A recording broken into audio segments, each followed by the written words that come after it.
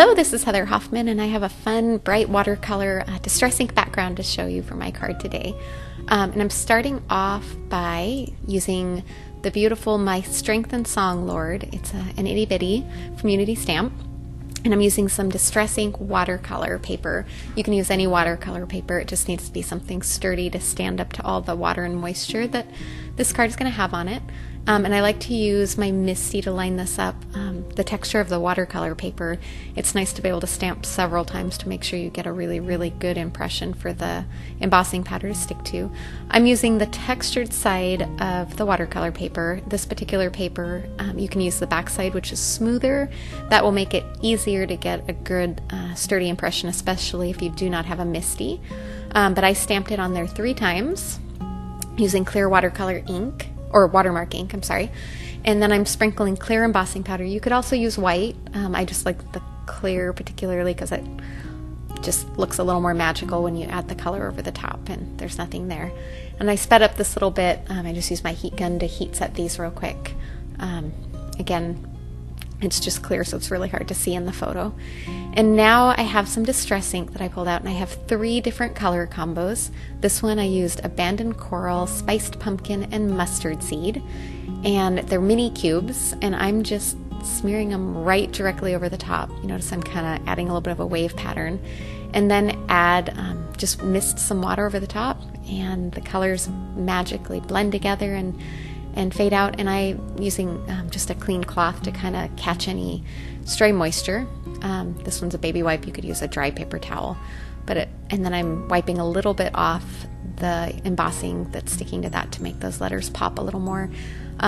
Ideally, it'd probably be better to wait till this dried a little bit more to do that, then you don't pull off the color too. But if you're in a hurry, it's not too hard to do this. And I'm tipping it around a little to let the colors run, and then I'm just using a clear block to hold it flat while it dries. And then I'll move on to the other one. And for this one, I used a combination of different blue inks. You could use greens, you could use purples, you could use all kinds of fun combinations. I really like how this looks like an ocean or a mermaid color combination. So the same thing, I rubbed them on there. I'm misting my water over the top and letting them run. I think I got a little more water on this one, so it kind of bled a little further. Again, I dried off some of the extra a little bit, and again wiped it off of the letters to kind of help those pop a little bit. It'll still wipe off when it dries because it is water soluble ink, especially if you use a damp baby wipe or something along those lines. And then once again, I'll set it aside. I'll let my clear blocks hold them flat and let those dry naturally. Now I wanted to add some ink splatters over the top, so I'm smudging some of the same exact colors of ink that I used on the original ink smooshing.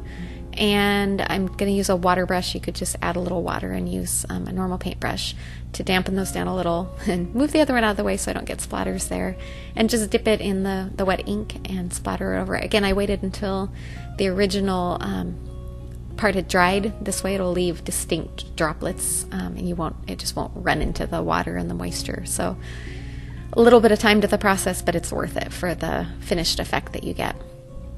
And I did the same thing on the other card, on the blues and greens. I just didn't videotape both of them because it was the same process for both of them. And then once I finished this, I decided to come back in and add a little more color just around the letters, just to make them pop a little bit more. You could still see them, but I wanted to make it a little bolder. So on this one, I already used the deepest blue just on the bottom there, and you can already see how much more those letters pop out. So I'm just going to add in the other 2 colors as well. And again, I'm just using my water brush. I find that a water brush works really well to blend out the color and not get too harsh of a line. Again, if you just have a clean brush and a cup of water handy, you can do the same thing here as I did on here. And then I also came back in on these once again with that damp baby wipe and clean the color off of the heat embossing. Again, it resists it, so you can wait till this dries all the way and then catch it then, but I just wanted to do it on the video. And for this, I used the wet water brush actually first, and then I think I came back in after the video and wiped a little more off of there. But there you go, nice bright and bold. I trimmed those panels down to a little smaller than an A2 card base, and I used my sewing machine just to stitch across the top so that they were all attached. Thanks so much for coming by. Have a great day.